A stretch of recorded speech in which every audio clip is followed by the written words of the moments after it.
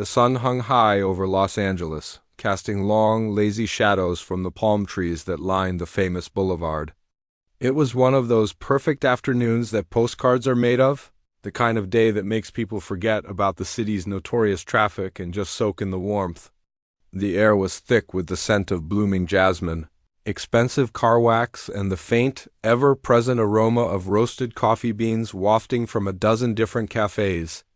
On the sidewalk outside one such cafe, a small slice of LA life was playing out. A scene so common it was almost invisible to the locals who hurried past. A young woman, perhaps in her early 20s, was trying to manage a wiggling ball of golden fur.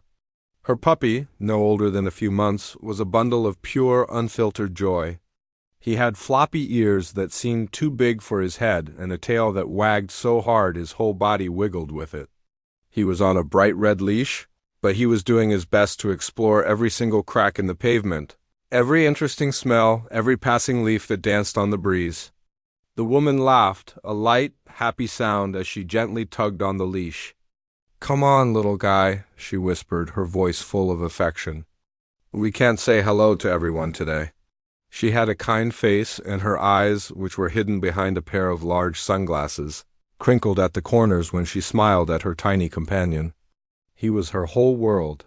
That much was clear to anyone who bothered to look, but not everyone was looking with such kind eyes.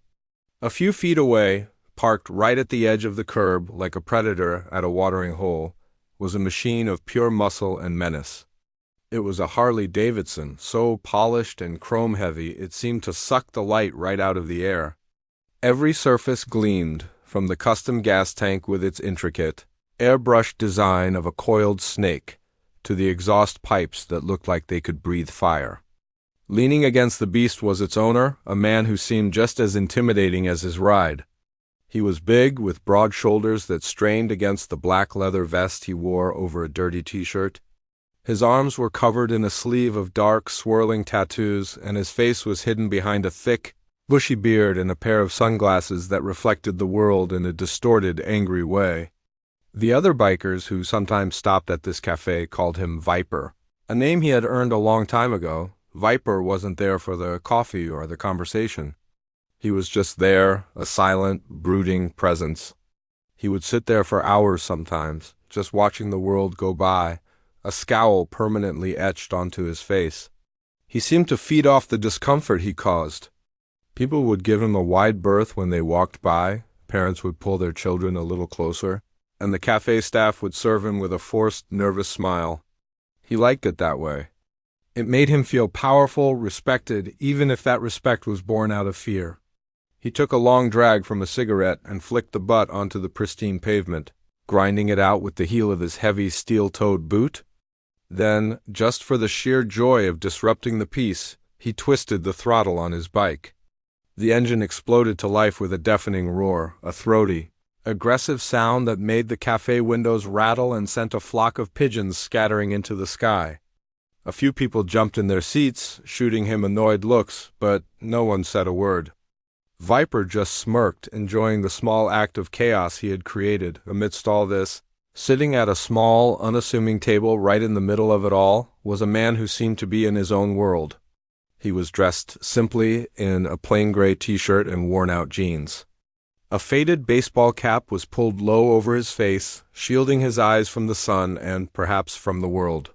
He was hunched over a well-loved paperback book, one of its corners bent and its pages soft from many readings.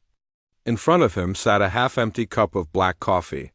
He was the picture of calm, an island of tranquility in the middle of the noisy, chaotic sidewalk. He had been there for almost an hour, slowly turning the pages of his book, occasionally taking a sip of his coffee and just watching the people go by. He was so still, so quiet, that he had almost become part of the scenery. No one gave him a second glance. He was just another face in the crowd, another person trying to find a moment of peace in the city that never stops, but he was watching. He saw everything. He saw the young woman and her puppy, their pure, simple happiness, a bright spot in the afternoon. He saw the way she looked at the little dog, her heart so full of love it was almost visible. He also saw Viper, the dark cloud on the edge of the scene. He saw the way the biker sat, his posture a challenge to the world. He heard the loud, unnecessary roar of the engine and felt the way it shattered the peaceful atmosphere. He didn't react, not outwardly. His face remained hidden, his body still. But his eyes, hidden behind the shadow of his cap, followed the tense energy that was building between the two opposite ends of the sidewalk. He could feel it in the air, a shift in the mood, a sense that something was about to happen. It was the kind of feeling that makes the hair on your arms stand up, a silent warning that the calm is about to be broken. He took another slow sip of his coffee, his gaze flicking back and forth between the innocent joy of the puppy and the simmering anger of the biker, waiting to see which one would make the next move. The little golden puppy, full of an endless supply of energy and curiosity, had finally found something that captured his complete attention. To him, the big shiny motorcycle wasn't a machine of power and intimidation. It was a fascinating new playground. The polished chrome handlebars glinted in the sun like a magical bone, and the engine, still warm from its recent roar, gave off a heat that felt nice on his nose. He pulled on the bright red leash, his whole body wiggling with excitement, trying to get closer to this wonderful new discovery. The young woman held on tight, laughing softly at his determination. "No, no, silly boy," she cooed, gently pulling him back. "That's not for you. Come on, we have to go." But the puppy was persistent. He let out a series of high-pitched, playful barks, not out of aggression, but out of pure, unadulterated joy. It was the sound of a creature who had not yet learned that the world could be a cruel place, a sound that was full of nothing but happiness. That sound was like a fingernail on a chalkboard to the biker. He had been sitting there, stewing in his own anger, enjoying the quiet fear he inspired in the people around him. The puppy's happy yips were an intrusion, a disruption of the dark atmosphere he had so carefully cultivated. He slowly turned his head, his sunglasses hiding his eyes but not the scowl that twisted his mouth. He watched as the young woman struggled to pull her tiny, yapping dog away from his prized possession. In his mind, this wasn't an innocent puppy being curious. It was a sign of disrespect. This woman and her little rat were challenging his space, his authority. The world, as he saw it, was supposed to bend to his will. And here was this tiny creature, making noise and getting too close to his bike, without a care in the world. "Hey," he growled, his voice a low, gravelly rumble that seemed to vibrate through the pavement. The young woman flinched, her smile vanishing instantly. She looked up at the mountain of a man looming over her, and a wave of fear washed over her. She pulled the puppy closer, wrapping her arms around his small body protectively. "I'm so sorry," she stammered, her voice trembling. "He's just a baby. He doesn't know any better. We're leaving right now." She turned to hurry away, desperate to escape the biker's menacing presence. She could feel his anger, and it was a terrifying thing, but the biker wasn't done. He wasn't looking for an apology. He was looking for an excuse, a reason to unleash the darkness that was always simmering just beneath the surface. He saw the fear in the woman's eyes, and it fed his ego. He liked this feeling, this power he had over her. He wanted to push it further, to see her crumble a little more. As she turned her back, a cruel smirk spread across his face. It was a small, almost imperceptible movement, but it was filled with a cold, calculated malice. He saw the puppy, now tucked under his owner's arm, still wagging his tail, completely unaware of the danger he was in. And in that moment, the biker made a decision. It was a decision born of pure, unthinking cruelty, a desire to inflict pain on something small and innocent just because he could. He didn't say another word. He didn't need to. His actions would speak for him. In a sudden, swift motion that was shocking in its speed and violence, he lashed out with his heavy, steel-toed boot. It wasn't a full-force kick, not a swing meant to cause serious injury, but it was a deliberate, sharp jab, a message sent through the sole of his shoe. The boot connected with the puppy's soft side right under his ribs. There was a dull, sickening thud, a sound that was horribly out of place on the sunny, peaceful sidewalk. The effect was instantaneous and devastating. The puppy let out a sharp, surprised yelp that was immediately cut short and turned into a high-pitched cry of pain. It was a sound that no one who heard it would ever forget. The small, golden bundle of joy was sent tumbling across the rough pavement, his little legs flailing helplessly. He landed in a heap a few feet away, whimpering softly, his body curled up in a ball of pain and confusion. The happy wagon tail was now still tucked tightly between his legs. The bright, curious eyes were now wide with fear and hurt. For a moment the entire world seemed to stop. The constant hum of the city traffic, the chatter from the cafe, the distant sound of a siren, it all faded into a silent, horrifying background. The young woman let out a gasp, a sound of pure, unadulterated horror. It was as if someone had reached into her chest and ripped her heart out. She dropped the leash and fell to her knees, her hands flying to her mouth. Tears streamed down her face as she scrambled across the pavement to her injured friend. "Oh, my baby! Oh, my poor baby!" she cried, her voice choked with sobs. She gently scooped up the whimpering puppy, holding him close to her chest, rocking him back and forth as if her love alone could heal him. Few bystanders who had witnessed the act cried out in shock. "What is wrong with you?" One person shouted, "That's disgusting." Another yelled. But most people were frozen, their faces masks of disbelief and disgust. They had seen something terrible, something so senseless and cruel that it was hard to process. The audacity of the act, the sheer cowardice of a grown man hurting a tiny animal for no reason, left everyone stunned into a shocked silence. At the small, unassuming cafe table, the man in the baseball cap had frozen mid-sip. His coffee cup was just inches from his lips, but he had forgotten all about it. His book lay open on the table, but the words were just a blur. He had seen the whole thing, from the puppy's innocent curiosity to the biker's cold, calculated act of violence. He had seen the smirk on the man's face just before he kicked the dog, and it had turned something cold inside him. His relaxed posture was gone, replaced by a stillness that was somehow more menacing than the biker's loud aggression. He slowly lowered his cup to the table, his hand steady. He looked at the sobbing woman, at the small, broken puppy in her arms, and then his gaze shifted to the biker. The man in the cap hadn't moved a muscle, but the air around him had changed.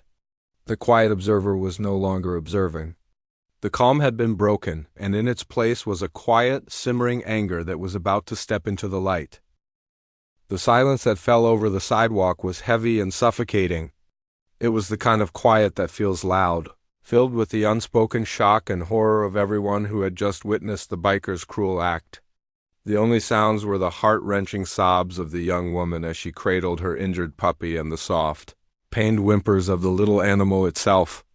The world, which had been so full of life just moments before, had shrunk to this small, tragic scene on the pavement. The biker stood over them, a smirk still playing on his lips. He was enjoying this, the power he held, the fear he had created.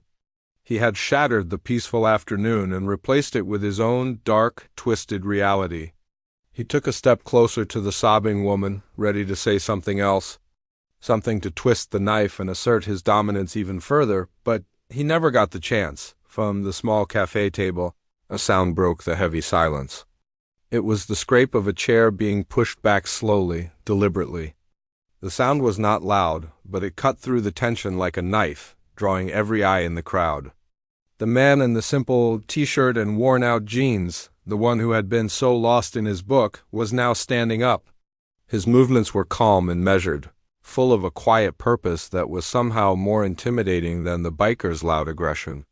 He didn't storm over or shout. He simply stood up, pushing his chair neatly back under the table as if he were getting ready to leave. But he wasn't leaving.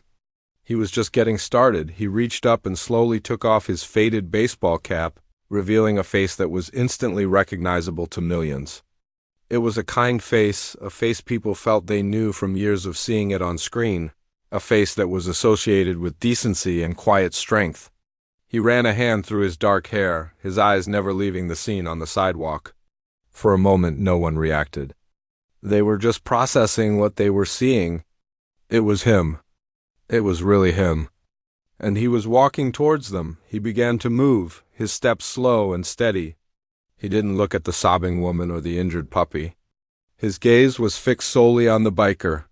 He walked with an easy, confident stride, but there was a new tension in his shoulders, a hardness in his jaw that hadn't been there before.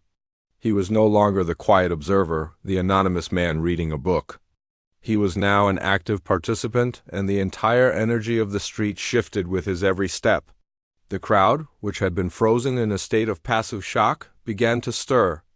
People started to whisper, pointing, their phones coming out of their pockets not just to record the cruelty, but to capture this new, unexpected development. The biker, who had been so focused on the woman, finally noticed the change in the atmosphere.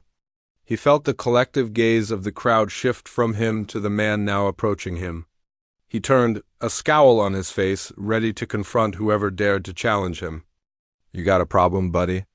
he snarled, his voice full of the same arrogant menace he had used before. He puffed out his chest, trying to make himself look even bigger, more threatening. He was expecting a fight, a shouting match, another excuse to unleash his anger, but the man who now stood before him was not interested in a fight. He stopped a few feet away, positioning himself between the biker and the grieving woman and her puppy. He was a shield, a silent protector. He looked the biker directly in the eye, his expression not one of anger, but of a deep, profound disappointment. It was the look a father might give a son who has done something terribly wrong. A look that cuts deeper than any insult or threat. The man didn't raise his voice. In fact, he spoke barely above a whisper, but his words were as clear and powerful as a gunshot in the quiet afternoon. "What is wrong with you?" he asked. It wasn't a question born of rage, but of genuine, bewildered sadness. It was a simple question, but it carried the weight of the entire crowd's disapproval. The moral judgment of a world that could not understand such a senseless, cruel act. "What is wrong with you?" he asked again, his voice steady and unwavering, his eyes never leaving the biker's. The effect on the biker was immediate and devastating. The smirk vanished from his face, replaced by a look of confusion, then shock, and finally, a dawning horror. He had been prepared for a physical confrontation, for a screaming match. He knew how to handle that. But this was something else entirely. This quiet, intense moral judgment was a weapon he had no defense against. He looked into the man's face, and for the first time he truly saw him. The familiar features, the kind eyes, the sad expression. It wasn't just some random guy. It was Keanu Reeves. The recognition hit him like a physical blow. This wasn't just a confrontation on a sidewalk anymore. This was a public humiliation. A scene that was being recorded by a dozen different phones and was about to be broadcast to the entire world. He, the tough guy, the biker who inspired fear, had just been called out in the most public way possible by one of the most beloved figures on the planet. His tough guy persona, the whole identity he had built for himself, began to crumble. He opened his mouth to say something, to offer some weak excuse or a defiant retort, but no words came out. He just stood there, his mouth agape, his face pale under his tan. The weight of his own actions and the consequences that were about to rain down upon him finally sinking in. The quiet man in the cap hadn't laid a finger on him, but he had already won. The world seemed to tilt on its axis for the biker. For a long, drawn-out moment, his brain refused to process what his eyes were telling him. The face, the quiet voice, the simple, devastating question, it all swirled together in a confusing mess. He had built his entire life on a foundation of fear and intimidation. He knew how to handle people who were scared of him. He knew how to react to anger, to defiance, to weakness. But this was something he had never encountered. This quiet, almost sad disappointment coming from a man he had only ever seen on a movie screen was a language he didn't speak. The smirk that had been his default expression was long gone, wiped away as if by an invisible hand. His face, usually a mask of hardened indifference, was now a canvas of pure, unadulterated shock. His mouth hung open slightly, and a bead of sweat trickled down from his temple, tracing a path through his gruff beard. He felt a sudden, overwhelming heat in his cheeks, a blush of shame that was completely foreign to him. He, Viper, the man who made people cross the street to avoid him, was standing in the middle of a crowded sidewalk, feeling like a little boy who had been caught with his hand in the cookie jar. The realization that he was being recorded hit him next. It wasn't just one or two phones anymore. It seemed like everyone had a device pointed at him. The little red lights on the screens were like a dozen tiny, accusatory eyes. He saw his own reflection in one woman's phone screen, a big, leather-clad bully, frozen in place, his face a picture of stupidity and fear. He wasn't the tough guy in his own story anymore. He was the villain, and the whole world was watching. The thought of this video going online, of his face being splashed across the internet with the caption, "Biker kicks puppy," sent a wave of nausea through him. His friends, the other bikers he rode with, would see it. They would laugh at him. He would be a joke. He tried to rally, to find some scrap of the arrogance that had always protected him before. He opened his mouth, intending to say something tough, something to dismiss the whole thing. "Hey, mind your own business," he wanted to growl. It was just a stupid dog. But the words died in his throat. He looked at the man standing before him, at the genuine, unshakable calm in his eyes, and he knew that any excuse he made would sound pathetic and hollow. He looked past the man at the young woman still on the ground, her face streaked with tears as she comforted her whimpering puppy. The sight of her pain, which he had enjoyed just moments ago, now felt like a heavy weight on his chest. The crowd began to shift. The initial shock was giving way to something else, something more active. A low murmur started to ripple through the people gathered around. It wasn't loud, but it was full of anger and disgust. "Shame on you," an older woman hissed, her voice cutting through the murmurs. "Coward," a young man muttered, just loud enough for the biker to hear. These words, coming from the faces in the crowd, were like tiny, sharp needles pricking at his skin. He was no longer an intimidating figure. He was a target. The power had completely shifted, and he was powerless to stop it. The man in the simple t-shirt, the anchor of this entire storm of public opinion, finally broke his gaze. He didn't look away in defeat or satisfaction. He simply turned his attention to where it should have been all along. He took a step to the side, completely ignoring the biker now, and knelt down beside the young woman. The movement was so natural, so full of genuine concern, that it made the biker's earlier cruelty seem even more monstrous in contrast. "Is he going to be okay?"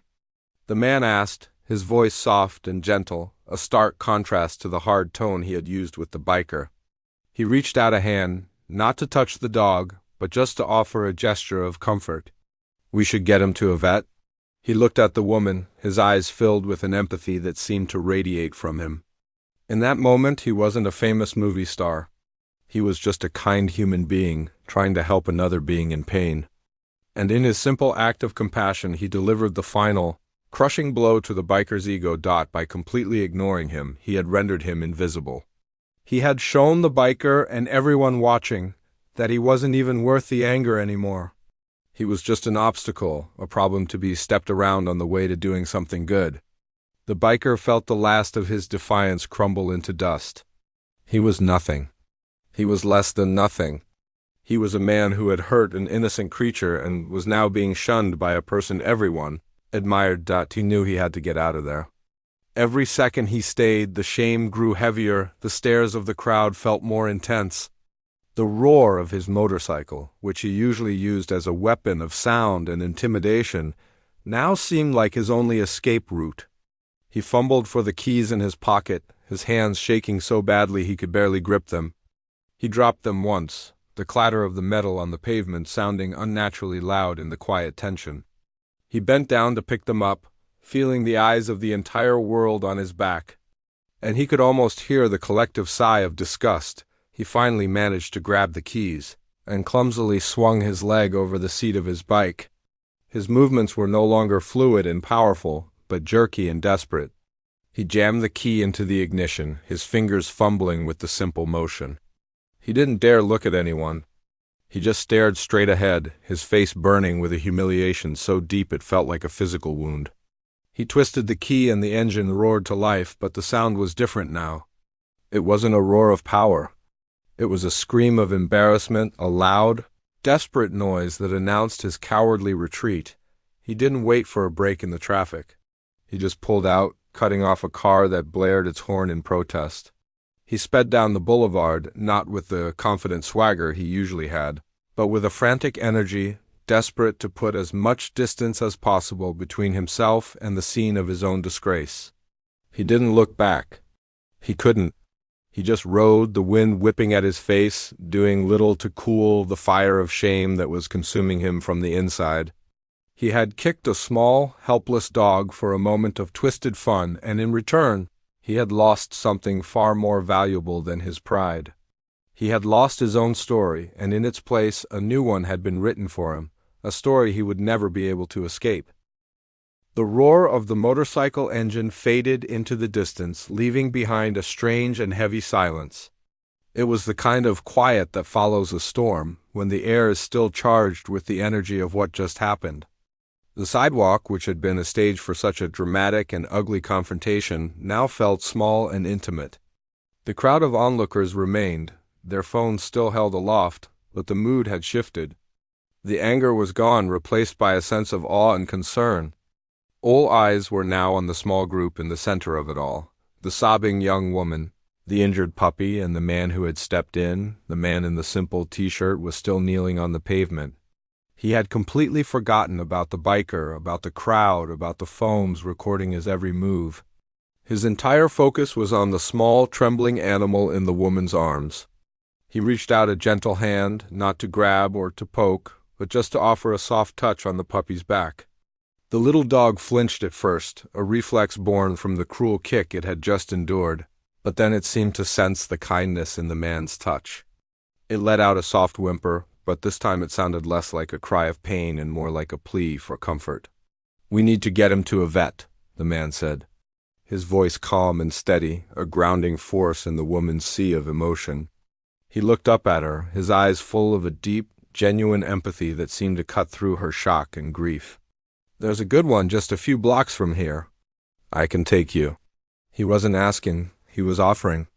It was a simple, direct offer of help with no strings attached. The young woman looked up, her vision blurred by tears. For the first time, she really saw the man's face. The familiar features, the kind eyes, the quiet strength. It was him. The recognition hit her with another wave of shock, but this one was different. It wasn't the horror of seeing her puppy kicked, but the surreal wonder of seeing a real-life movie star kneeling on the dirty sidewalk to help her. She opened her mouth to say something, to thank him, to ask him why he was helping, but all that came out was another choked sob. She just nodded, unable to find the words. He understood. He didn't need her to say anything. He gently helped her to her feet, his hand supporting her elbow. "Come on," he said softly. "Let's get your little guy checked out." He then turned his attention to the puppy, speaking to it in a low, soothing voice. "You're going to be okay, little fella. You're a brave boy." The puppy seemed to respond, its whimpers quieting as it looked at the kind face hovering over it. As they prepared to leave, a path magically opened in the crowd. People stepped aside without being asked, their faces filled with respect. A few people whispered his name, but no one shouted or asked for a selfie. It was as if they all understood that this was not a celebrity sighting. This was a moment of pure, unscripted humanity, and they were just lucky enough to witness it. A few people gave him small, appreciative nods. He acknowledged them with a slight dip of his head, his focus still on the woman and her dog. He led them not to some flashy, expensive car, but to a simple, older model sedan that was parked a block away. It was a car that blended in, a car that said its owner didn't need to show off. He opened the passenger door for the woman, making sure she was settled comfortably with the puppy in her lap before closing it gently. He then walked around and slid into the driver's seat, the engine coming to life with a quiet purr. A stark contrast to the aggressive roar of the biker's Harley, the drive to the vet was quiet. The woman held her puppy, stroking its fur and whispering reassurances. The man drove with a calm confidence, occasionally glancing over to check on them. He didn't try to make small talk. He didn't talk about who he was or what he did. He just provided a safe, peaceful space for her to process what had happened. It was exactly what she needed in that moment. At the veterinary clinic, he took charge of the situation with a quiet efficiency. He helped the woman inside, spoke to the receptionist. and handled the paperwork, insisting on paying for the examination and any treatment the puppy might need. "It's the least I can do," he said when the woman tried to protest. He then found a quiet corner in the waiting room and gave her space, just sitting there patiently, a silent, supportive presence. The vet, a kind older woman with gentle hands, examined the puppy carefully. After a few tense minutes, she came out with good news. The puppy was badly bruised and deeply traumatized, but there were no broken bones or internal injuries. With some rest and a lot of love, he would make a full recovery. The relief washed over the young woman so strongly it almost brought her to her knees again. She hugged the puppy to her chest, tears of joy now mingling with the tears of sorrow from before. While this quiet drama was unfolding, a storm was brewing on the internet. The first videos of the incident had already been uploaded, and they were spreading like wildfire. The headlines were explosive and captured the imagination of millions. Beloved actor intervenes after biker brutally kicks puppy. Keanu Reeves' real-life heroics caught on camera. The moment a bully met his match. The comments sections filled up with an outpouring of praise for the actor's quiet courage, and a tidal wave of outrage against the biker. People were not just commenting. They were sharing, tagging, and demanding justice. The biker's face, captured in high definition by a dozen different phones, was now infamous. He was quickly identified by people in the local community, and his name and personal information were shared widely. He was no longer Viper, the tough biker. He was the man who kicked a puppy, the villain in a story that had captivated the world.